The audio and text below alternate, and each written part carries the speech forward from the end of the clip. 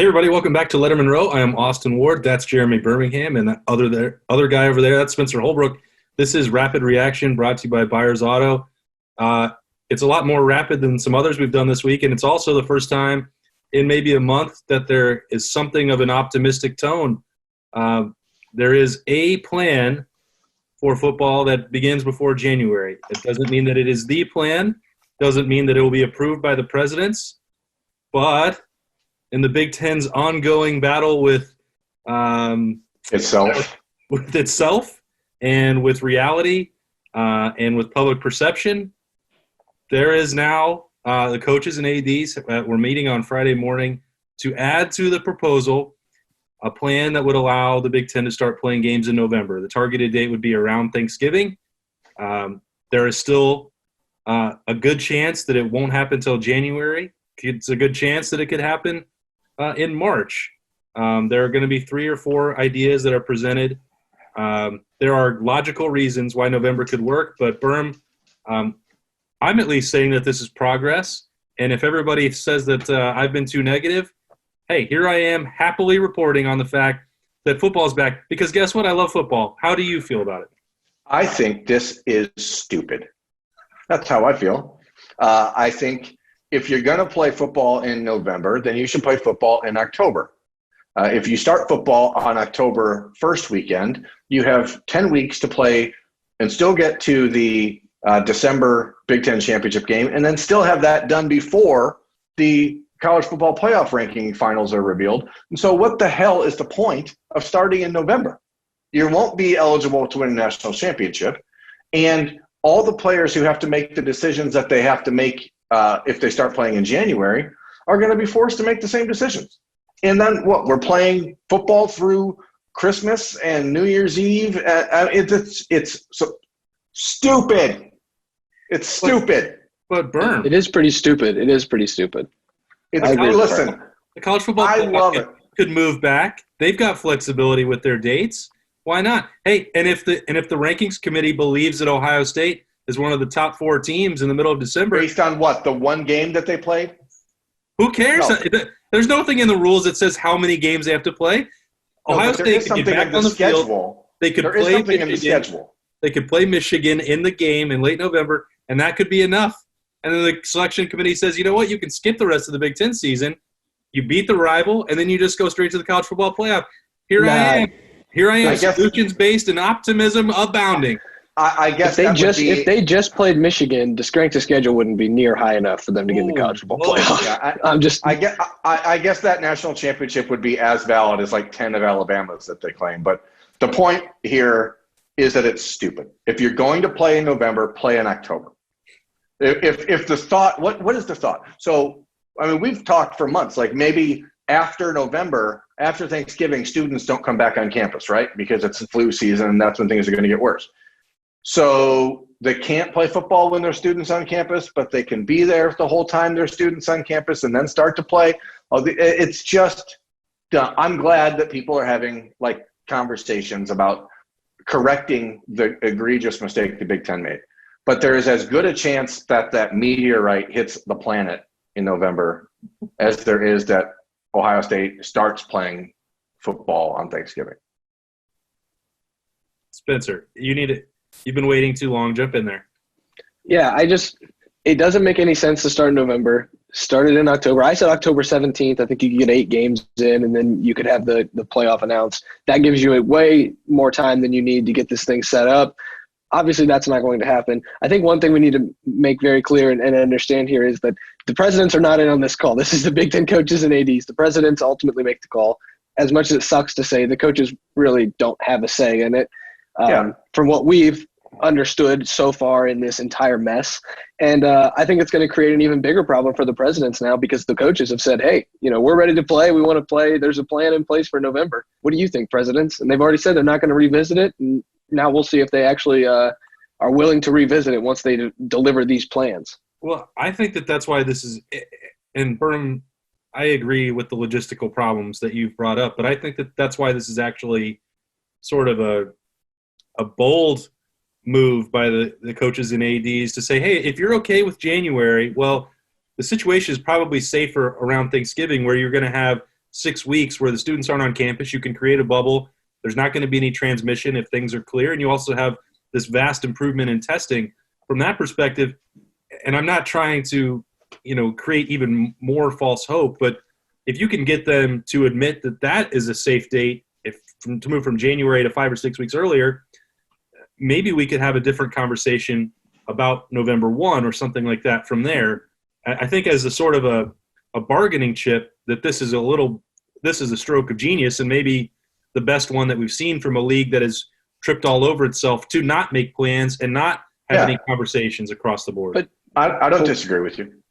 But one thing that I will say about this entire thing is the Big Ten thought it was throwing its weight around when it postponed the season. They thought all the conferences were going to come with them. So they thought if we throw our weight around right now, the other conferences will follow. It didn't happen. So now do we expect the Big Ten to try and throw its weight around and say we're going to play in November and maybe the college football playoff will be pushed back because we're going to be able to play too? I don't think that would happen. And so I think it's a really, like you said, bold strategy, but I think it's bold in a sense where they think that everyone else will kind of align with what they want to do. And, I saw something on Twitter, and it's the perfect encapsulation for this entire thing. The Big Ten canceled the Big Ten. The other conferences owe the Big Ten nothing. So for the Big Ten to start in November, the other conferences aren't just going to say, okay, yeah, we'll wait. I mean, that's just not going to happen. So the SEC doesn't care what the Big Ten is doing, obviously. Yeah. And I think that was a gross miscalculation on the part of the presidents and Kevin Warren, was that other conferences would care what the Big Ten is doing. If you've learned anything over the course of the last 6 months, is that the divide in our country is such that if you don't care what someone else is doing, you just don't care what someone else is doing. Like, it doesn't matter if it's football, politics, whatever. Like, people at this point, you're picking a side and you're going with it. So they clearly don't care what the Big Ten is doing. Now, to me, it's a good – as I said, I'm happy that the coaches and athletic directors are trying to put some pressure on the presidents and the commissioner to make a retraction, a backtrack in any way, shape, or form. But, again, we've still got no answers from the league about why they canceled things to begin with. So to expect that we're going to get answers as to why they're going to maybe change course seems short-sighted, because I personally just have no confidence that the leadership of the league, and I don't include the coaches and athletic directors in the leadership of the league, because their interest is football. The rest of the league leadership, I just don't think cares if there's football. But I guess – oh, go ahead, Austin. The other part of this that you brought this up, Spencer, about the league throwing its weight around, there is still a belief, not just within the Big Ten, but across college football, including amongst some coaches in the SEC and ACC, that we're still 4 weeks away from that scheduled start for the league. And this thing, other teams are playing as soon as tomorrow. We'll see how that all shakes out. But you've seen already postponements and cancellations. There is still a belief amongst many coaches, many administrators, many presidents, that these delays and postponements are going to make it hard, even within the schedule that the SEC and ACC has laid out, to complete it by that date. So the reason that I bring up the college football playoff potentially sliding has nothing to do with the SEC, wanting to do that, or the Big Ten pressing its weight, but everybody might need 3 or 4 more weeks to finish, even than what they thought, just based on what you've seen. LSU, when they're not begging for Shaun Wade to transfer there, is losing an entire position group for 2 weeks. Oklahoma said the same thing. Oklahoma's had the same thing. North Carolina shut down. Notre Dame had to shut down. And yes, they got through it, and there's progress. But if you have that with multiple position groups throughout the course of a season, you might need 3 or 4 weeks or a month on top of what people are projecting. And that's why I've said it all along, the contact tracing is the biggest issue here. That has nothing to do with, fears of myocarditis or anything else. If you have to follow those guidelines, then it's almost going to be impossible to get through a season, because you can't play without an offensive line. You can't play without a defensive line. You can't play without any quarterbacks, and that's going to continue to pop up. That's the only reason I say that there might be more flexibility on the back end in January, and why a late November start could be possible. Again, I'm not saying that it definitely will be. Isn't that just more of a proof of how gigantic the Big Ten's gaffe was to cancel instead of delaying to begin with? I mean, Spencer and I have said that every day for the last 2 weeks. Delay was such an easy call. I don't know how they botched it.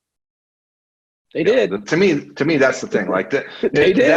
That was the decision. And so anybody who can say they have confidence that the league is going to do the right thing moving forward, I think is misleading themselves. The most obvious choice in the world was to say we're going to delay a month and start on September 26th when the SEC and everyone else is planning to. Instead, they tried to be, as I've said before, the big kahuna in college football and say we're doing this because everyone else is going to follow. And what an egregious miscalculation by the leadership of the Big Ten. I don't know. I don't feel confident. It was a big chest beating move, and it didn't pay off. And now they have to put the pieces back together and try and come up with something. But the other thing I will add to this is the lawsuit with Nebraska is not going away right now. And the response from the Big Ten was not something that I feel they're confident in releasing all of that data, because I think they said if that was to be released, it would be what is the word they used? Was it like catastrophic or something? Incredible harm. Harm. They know that if that entire thing gets released, nobody's going to be satisfied. So the pressure might be on the presidents to now actually do something. If the coaches have a plan that makes sense and doesn't put these kids in harm's way as far as, the virus and myocarditis and stuff like that, like they might not have a choice but to go with a November football plan. I think the unintended consequences of everything that they arbitrarily and randomly decided, 3 weeks ago, is starting to come into the fore. They're realizing, as you see Iowa, canceling more sports, and you see $130 million, financial windfall that Ohio State is losing out on. I think that you realize, whoa, what exactly are we doing? And I hope that those people are having those thoughts privately and those discussions privately. But again, even today, all this talk is all being done through sources, and we're hearing nobody's coming out and putting a face to it. Nobody's coming out and putting a name to it. Nobody's standing behind it because nobody wants to stand up in front of the league and say, you guys were wrong. Everyone wants to say it privately, but until there's a coalition of coaches and athletic directors that stand up and publicly say this, I feel like it's just more posturing. And I think the last thing is, if the Big Ten needs a doctor to sign off on this, if the coaches need to find doctors to tell the presidents, hey, it is actually safe to play, all they have to do is go to Twitter. We saw that from the ACC. ACC just finds – the ACC seemed to just find some doctors that were like, hey, yeah, we don't agree with what the Big Ten said. And they're like, oh, wow, this guy's a doctor too. We need to agree with him. So I've got this medical plan, but I can't do it. Well, I'll do it. Hot rod. Bang, bang. This is that point in Rapid Reaction brought to you by Buyers Auto where I lose control, and that means it's time to wrap it up. But, hey, there's at least an option for November. I know that it's been rough, and it seemed like there was no hope before January. But surprise, the Big Ten has pulled a shocker on all of us again, and maybe they just got hopes up again to dash them. Who knows? But the football parents at Ohio State are continuing to put that pressure on. They'll be at the Horseshoe tomorrow. Spencer and Berm are going to have that coverage for you guys throughout the weekend. I don't know if it'll bring any change, but it's at least continuing to search for that answers and transparency, which has been sorely lacking. Stay with us at Lettermen Row for all that coverage at Big Ten and Ohio State all year round. For Berm, Spencer, I'm Austin Ward. We will see you next time on Rapid Reaction, brought to you by Buyers Auto.